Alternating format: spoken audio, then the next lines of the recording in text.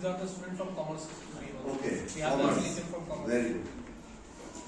जब हम कॉमर्स की बात करते हैं तो आपके जहन में क्या पिक्चर क्या आती है, क्या बनना है उसके बाद?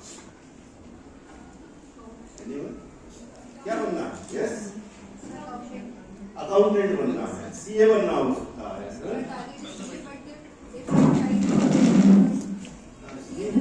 ये माइक किन चीजों की आपको जरूरत पड़ने वाली है?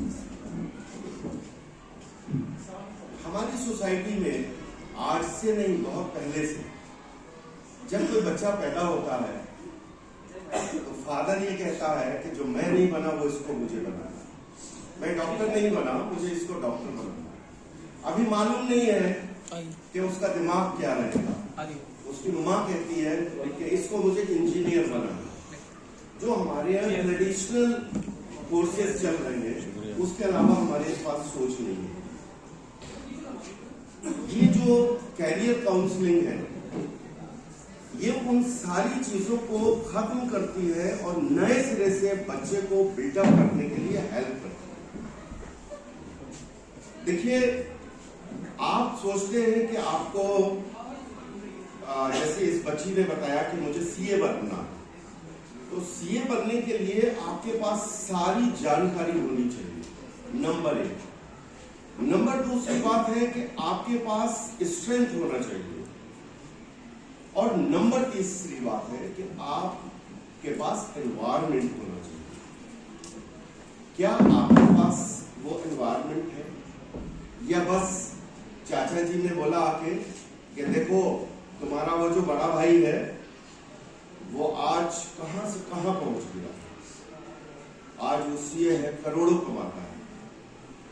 वो करोड़ों तो दिखाई दे रहे हैं लेकिन उसका स्ट्रेंथ तो हमें मालूम नहीं है ना, उसका एनवायरनमेंट तो हमें मालूम नहीं है, किस एनवायरनमेंट से निकल के आगे बढ़ा है। हमारा शौक क्या है, हमारा शौक वहां है कि नहीं है, वो जज्बातों तक पहुंचता है कि नहीं, वो दिल से निकल के दिमाग तक जाता है कि नहीं जाता है। ये हमें खुद रियलाइज करना पड़ेगा। हमें अपने से ये सवाल करना है कि हम कहां स्पेंड कर रहे हैं। अगर हम मिसाल दें, एक रिंग में 2 पहलवान होते हैं। हमें मालूम होता है कि आज कंपटीशन इन लोगों के बीच में है। एक बहुत खली जैसा जबरदस्त ताकतवर है और एक कोई कमजोर सा है।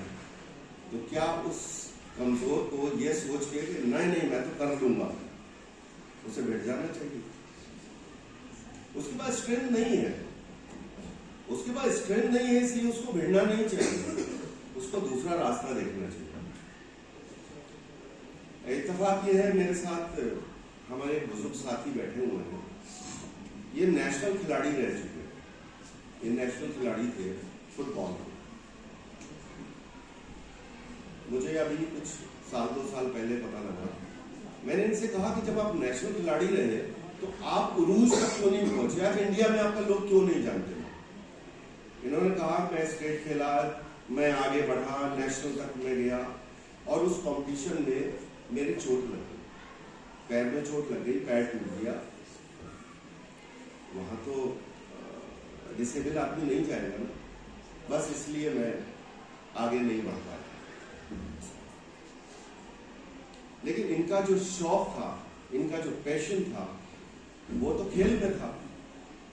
आज तक ये, अभी गवर्नमेंट जॉब से रिटायर हो गए, आज तक ये बहुत ही उदास मन से कहते हैं मैं जो करना चाहता था वो हो नहीं पाया। मैं तो वहां जाना चाहता था, मैं मुल्क के लिए काम करना चाहता था। लोग जब फुटबॉल का नाम आए तो मेरा नाम जानते, नहीं था मेरे नसीब में, मेरी किस्मत में नहीं था। नहीं, आप फिर भी जा सकते थे, कैसे जा सकते थे?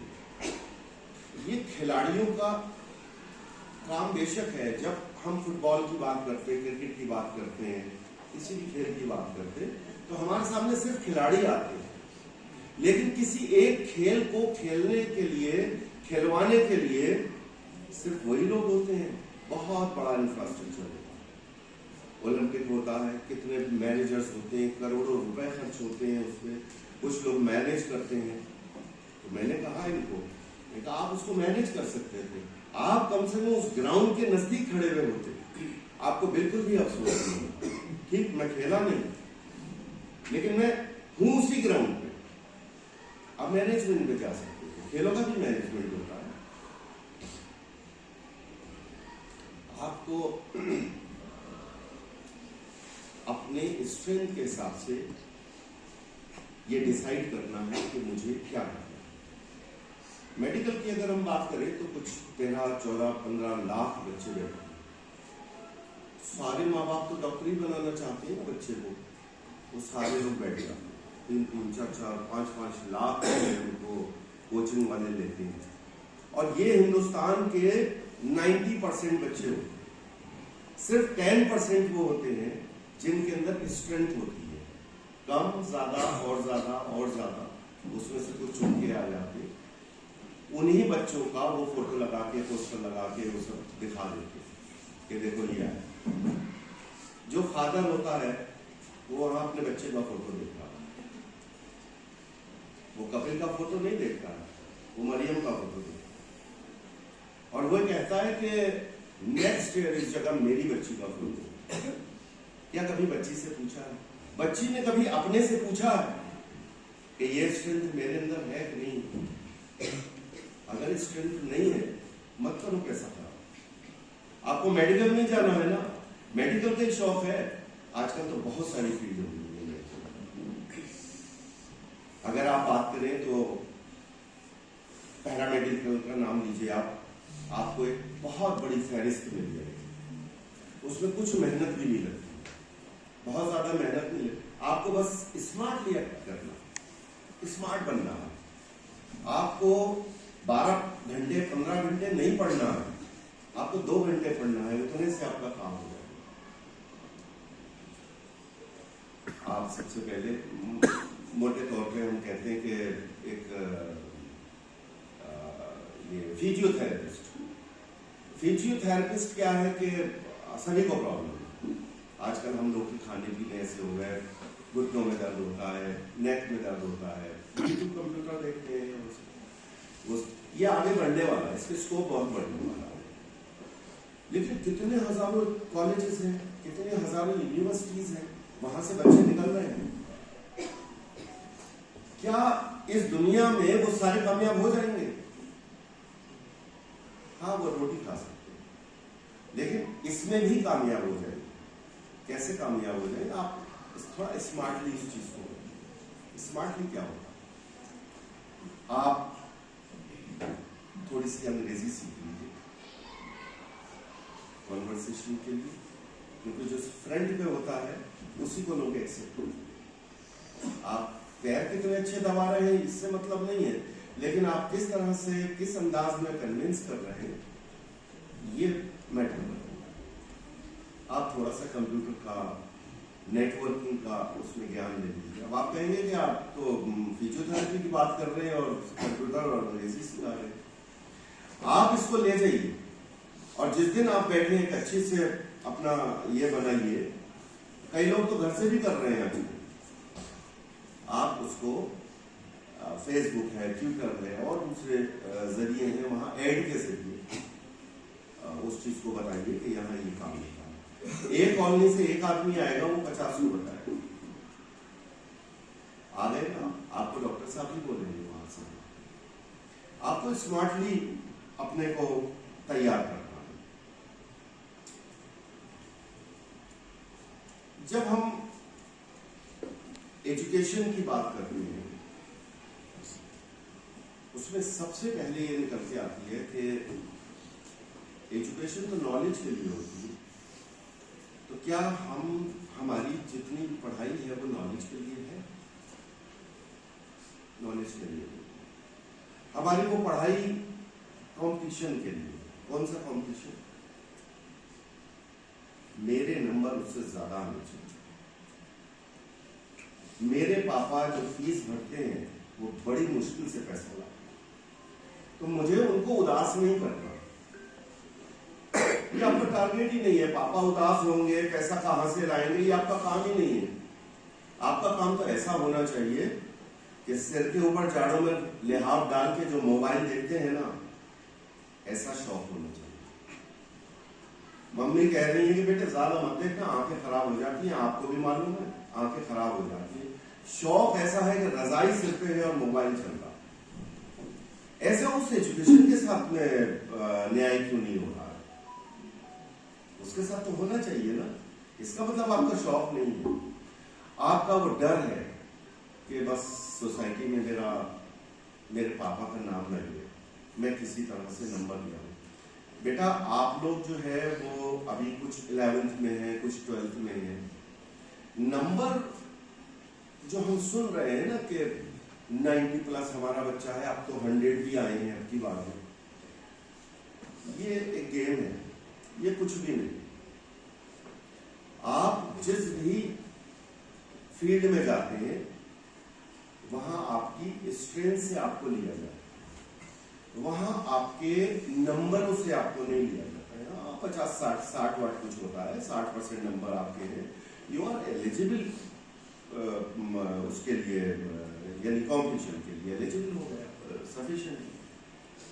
लेकिन क्या होता है कि हमारे जो जहनों में पड़ा है, हम बच्चे को जज करते हैं कि कितने नंबर लाता है आपका बच्चा, साहब मेरा बच्चा 90 लाता है, अच्छा पढ़ने में अच्छा है, यानी उसका दिल लगता है पढ़ने में, बस इतना है। लेकिन कोई बच्चा अगर सिर्फ 60% नंबर लाता है तो उसे हरगिज ये नहीं कहा जा सकता कि वो डफर है, वो 90 नंबर लाने वाले से कमजोर है, ऐसा नहीं कह सकते हैं। हो सकता है कि वो स्मार्ट हो, वो 60 से भी काम चला ले आने वाली जिंदगी के लिए। एक IAS में हमारे यहाँ सबसे ऊपर जो यानी कॉम्पिटिशन है UPSC, एक IAS में और एक क्लर्क में क्या फर्क है? मुझे लगता है एजुकेशन में तो कोई फर्क नहीं। सॉरी, सर उनकी स्ट्रेंथ में बेटा जो बैठे एक क्लर्क है उसने भी MA पास किया होता है, MSc पास किया होता है। एक IAS है उसने भी ग्रेजुएशन पोस्ट ग्रेजुएशन किया हुआ होता है। IAS ने क्लास 6 से जो पढ़ा है उसके दिमाग में यहाँ सेव है, बस इतना डिफरेंस है। वो क्लर्क जो था उसने जितना पढ़ा उतना भूलता रहा और नेक्स्ट क्लासेस चढ़ता रहा। ये नॉलेज नहीं, नॉलेज वो है जो उसके दिमाग में बस गई, जो उसने एब्जॉर्ब कर ली, वो स्ट्रेंथ की बात बच्चा बोल रहा है, उसके अंदर स्ट्रेंथ थी, उसने एब्जॉर्ब कर लिया उसको, और वो IAS बन गया। IAS बनना बहुत मुश्किल नहीं है, उसमें बस एक दिक्कत है, उसमें कॉम्पिटिटर बहुत ज्यादा। वही सारे सवाल आते हैं जो आप 10th-12th में पढ़ते हैं, कुछ थोड़ी बहुत जनरल नॉलेज होती है, बहुत ज्यादा मुश्किल नहीं है। मुश्किल इसलिए हो गया कि वहां कंपटीशन बहुत ज्यादा हो गया, मेडिकल में कंपटीशन बहुत ज्यादा हो गया, इसलिए मुश्किल हो गया। इतना मुश्किल नहीं है। जो उसका पेपर बनाने वाले हैं उनको ये मालूम है कि बच्चा 12th पास करके आया, बच्चे को भी बहुत मालूम नहीं होगा, लेकिन उसको इसीलिए टफ करते चले गए। जो पुराने लोग हैं वो जानते होंगे इस बात को कि क्या कभी ऐसा एग्जाम होता था जो आज होता है। हमारे ऊपर से निकलते हैं उस बात, वो टिक करने वाले हमारे ऊपर से निकल जाते हैं, मतलब हम उस सब्जेक्ट में भी अच्छी नॉलेज रखते हैं, हमारे ऊपर से निकल जाते हैं। क्या हो रहा है इस बात? हम सुनते थे कि 12th के बाद में 1 साल की कोचिंग करो और उसके बाद में आप क्रैक कर दो। अभी तो 11th-12th वही लोग कराते हैं, अब और आ गया है तो 9th-10th भी वो लोग कराते हैं। क्या कर रहे हो? क्यों जबरदस्ती कर रहे हो? हमारे यहाँ एक यूनिवर्सिटी है, मुरादाबाद से आता हूँ, वहाँ होटल से चाय वाय की, तो मैं एक फैक्ट फाइलिंग के लिए वहाँ गया। वहाँ बच्चे आते हैं चाय पीते, बच्चे चाय पी रहे थे, सफेद कोट पहना हुआ था। मैंने उनको कहाँ से, किसी ने बताया लखनऊ से, किसी ने बताया बनारस से। फादर क्या करते हैं? एक लड़के ने बताया कि मेरे फादर सिगरेट पी रहा था, वहाँ बैठ के कैंटीन में वो लड़का सिगरेट पी रहा। तो मैंने कहा कि फादर क्या करते हैं? तो वो गवर्नमेंट में सेक्रेटरी IAS है, उसकी मदर एक कामयाब डॉक्टर है लखनऊ। तो मैंने कहा कि ये जो आप पढ़ रहे हैं इससे आपका ये सिगरेट मैच नहीं। तो बोले कि अंकल मैच तो सब हो जाएगा। मैंने कैसे होगा?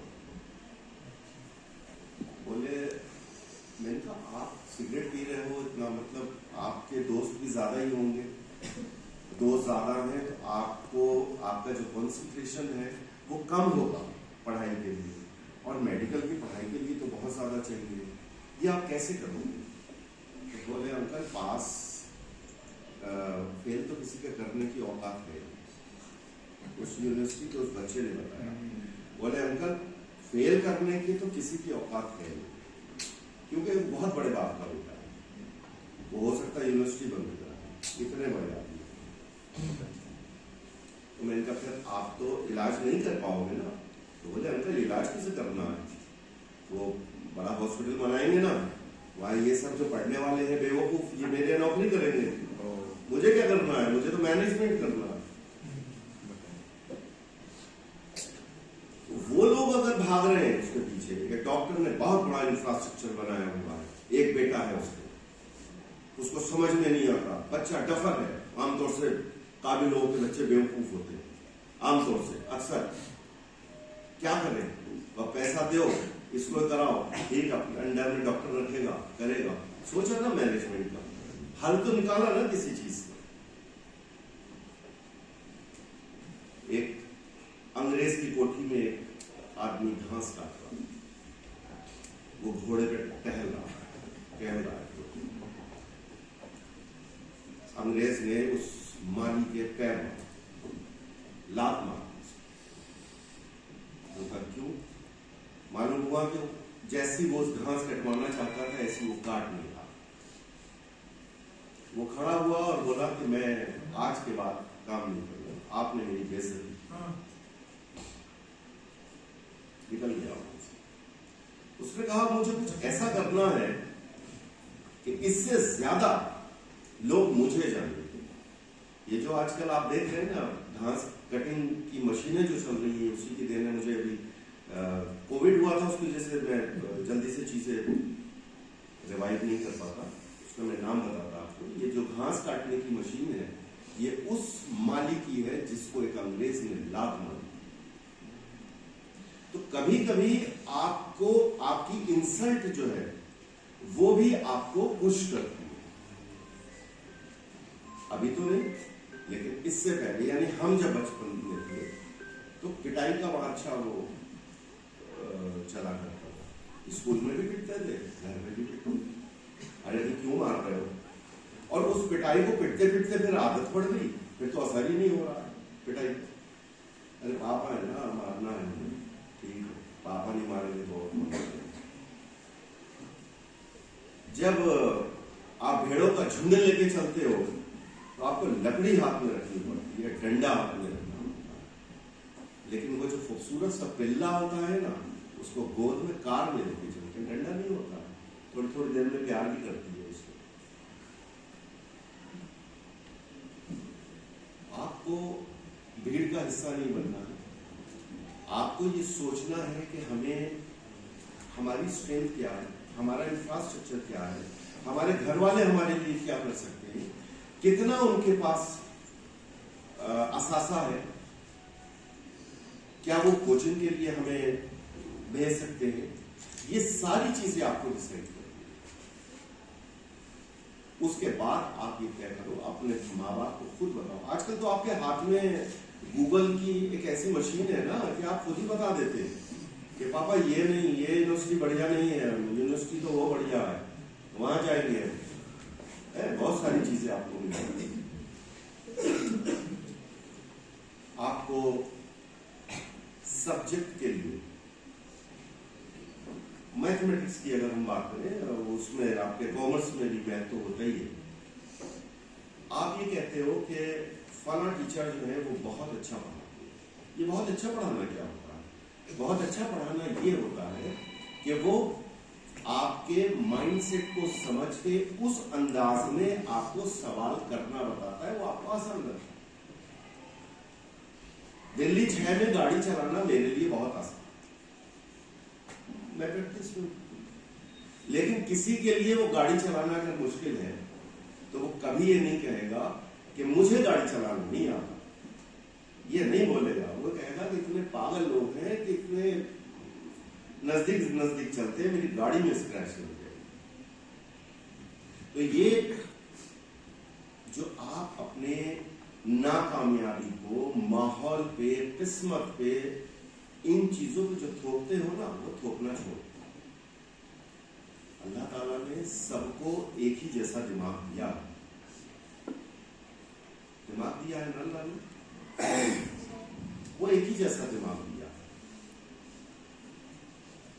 जानवरों को जो दिमाग दिया है ना अल्लाह ने, वो दिया है पहले से समझदार। मतलब जब वो बच्चा पैदा होता है तो उसको मालूम है कि वो सामने जो शेर है उसके पास जाना नहीं है, मुझे खा जाएगा। ये किसने बताया? उसको बस इतना ही दिमाग दिया। वो दूध पीता है, इतना उसको दिमाग दिया। लेकिन इंसान जो है, इंसान को अल्लाह ने बिल्कुल भी दिमाग नहीं दिया, अक्ल नहीं, उस वक्त अक्ल नहीं दी।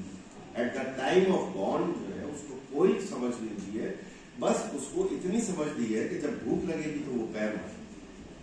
उसके बाद में वो प्रैक्टिस से अपनी अक्ल को बढ़ा। आप प्रैक्टिस करो ना अक्ल बढ़ाने की। आप ये सोचो कि आने वाले 20 सालों के बाद में हम कहां खड़े। आप महसूस करो कि जो कंपटीशन का टाइम है आपको धक्का देके खुद आगे बढ़ना चाहता है, आप कहां स्टैंड करोगे? नहीं कर पाओगे। इसके लिए बेहद जरूरी है आप स्मार्टली एक्ट करो। आपके लिए जो आसान है वो करो। 2 तरह की जिंदगी है ना, दो तरह की एजुकेशन है। एक एजुकेशन आप ले रहे हैं क्लास बढ़ाने के लिए, काम चल जाए, मैं अच्छा सा मैनेजमेंट का कोर्स कर लूं और उसके बाद में मुझे 1 करोड़ का पैकेज मिल जाए, 50 लाख का पैकेज मिल जाए। ये कौन सी वाली एजुकेशन है? ये एजुकेशन है आपके लिए जब आपकी शादी हो, उसके लिए और अपने बच्चों के लिए, बस यहाँ महदूद है। आप जिस दिन डेथ होगी वो डेथ परमानेंट डेथ हो जाएगी। लेकिन एक एजुकेशन वो है कि जहां आप वर्टिकली नहीं, हॉरिजॉन्टल सपोर्ट करो, यानी और लोग भी आपके साथ में ऊपर हो। वो नॉलेज, उसको नॉलेज कहते हैं। अगर आपके पास नॉलेज होगी आप कहीं मार्ग नहीं। तो क्या नॉलेज हासिल करने के लिए हमारा दिल तैयार है? नॉलेज के लिए हमारा दिल तैयार है? या जल्दी जल्दी हम क्लास बढ़ जाए, अच्छे नंबर ले आए, 90 नंबर ले आए, 90 का टारगेट बनाते हैं, चलो 85 तो आएगा, ये वाला काम करना। रिजल्ट क्या है? रिजल्ट क्या? मेरी बेटी के इस साल में 96% मार्क्स आए। तो जब ये वाला पार्ट होता है वो हसास है। जब ये वाला दिन होता है कि रिजल्ट आने वाला होता है तो मैं घर से जाता नहीं, मैं घर में ही रहता हूँ। और उनकी रिएक्शन भी मुझे देखनी होती है और कुछ तो बहुत ज्यादा हसास है। रिजल्ट आया, उसने पहले देखा, बड़ी वाली बेटी थी, उसने कहा पापा रिजल्ट आ गया। मैं जितनी देर में कमरे में गया तो वो रो रही थी, ज़ार कतार रो रही। क्या हुआ? तुम फेल हो गए क्या या कम नंबर आएगा? बोले पापा मेरे स्कूल में ही एक लड़की के 97 और तैयार तैयारी मैं कर ली। मैंने कहा सो व्हाट, में बैठना है उस कंपटीशन, और जिस दिन तुम कामयाब हो जाओगे कभी तुमसे कोई ये नहीं पूछने वाला है कि बेटा तुम 60 लेके आए थे या 95 लेके आए थे, कोई नहीं पूछने वाला। आपका वो वाला पार्ट देखेंगे जो आप बड़े बन गए, ठीक है। अच्छा, एक एवरेज बच्चा होता है, एक ऑर्डिनरी होता है, और एक ब्रिलियंट होता है। एक चीज को 8 घंटे में याद करता है, एक 4 घंटे में करता है, एक तो 1 ही घंटे में करता है। स्वामी विवेकानंद की मैं एक मिसाल दूं। एक इंग्लैंड में एक इवेंट था, वहां जाने वाले उनको वो बुक कंप्लीट की, उसको अपने ज़हन नशीन किया और जाके वहां, तो ये वाली चीज जो है ये ब्रिलियंट है और डेडिकेशन है आपको अपने सब्जेक्ट के साथ में, या आप जो काम करने वाले हैं। तो हाथ उठाइए ऐसे कितने लोग जिनको बहुत जल्दी से याद होता। गुड, क्या नाम है? गुड, कितना रहता है आपके? तो बाकी बच्चों को क्या एवरेज माने के एवरेज? अच्छी बात है, आप लोगों ने ईमानदारी से, और ये ईमानदारी ही चाहिए, यही ईमानदारी चाहिए आपको अपने साथ। क्या आपने कभी सर्च किया है कि CA अकाउंटेंट कहाँ होता है, कैसे होता है? कभी बताया आपने? मोहम्मद साहिब। मोहम्मद सालिम साहिब। गुड। कभी आपने बताया कि हमारा क्या प्लान है, आगे क्या करना है? नहीं बताया। ये आपको तय है, आप बच्चे नहीं, आप 11th और 12th में। बहुत लोगों ने तो बहुत कुछ कर दिया, बादशाहत तक हासिल कर दी अपने दम पे, बाप की मिली भी नहीं, अपने दम पे बादशाहत तक हासिल। आप क्यों नहीं कर सकते? दिमाग तो अल्लाह ने दे दिया ना आपको, अब प्रैक्टिस से उसको बढ़ाना है, चीजों को समझना है। जब ये दुनिया में लोग, अभी तो किताबें हैं ना, उनसे हम पढ़ के समझ सकते हैं, दुनिया को एक्सप्लोर एक कमरे के अंदर हम कर सकते हैं। लेकिन एक टाइम तो वो भी रहा होगा ना 4-5 हजार साल पहले, कि जा जाके एक्सप्लोर करना पड़ता था, देखना पड़ता था। उसके लिए तो कितनों की जिंदगियां खत्म हो गई होंगी, तब उन्होंने लिखा। आज हमारे सामने सब कुछ तैयार है, और ये 2000 के बाद में तो और भी आसान होंगे। अब तो आपके पाँव में है ना, अब तो इधर है सारा। कहाँ कौन इब्राहिम लिंकन था, क्या क्या किया उसने, हरकतें सारी पता है आपको। तो अभी भी अगर आपका दिमाग नहीं बन रहा है, तो इसका मतलब आप सीधा समझ लीजिए कि आपको मजदूरी भी नहीं मिलने वाली। क्यों नहीं मिलने वाली है? अभी मशीनें आ गई, वो प्लास्टर होता है उसकी भी मशीन आ गई, अब वो भी नहीं होता। आने वाला टाइम डू एंड डाई, ये फैसला लेना, करना है या मरना है। कीड़े मकोड़ों की तरह जिंदगी जीना है, या ऐसी जिंदगी जीना है कि जिस पे लोग रश करें। वो जो मैं अभी बात कह रहा था, वो सबसे नीचे दर्जे की बात है कि आप स्मार्टली अपने आप को तैयार कर लीजिए। आप मैंने फिजियोथेरेपी का आपको एग्जाम्पल दिया था, आप कर लीजिए, 400-500 रुपए वो देता है, 20 मरीज करेंगे तो 10,000 रुपए आपको मिलेगा। ये मैंने सबसे आखिरी दर्जे की, सबसे नीचे दर्जे की बात बताई। ऊपर दर्जे की बात तो वही है कि आपकी नॉलेज ऐसी होनी चाहिए कि आप किसी भी एग्जाम को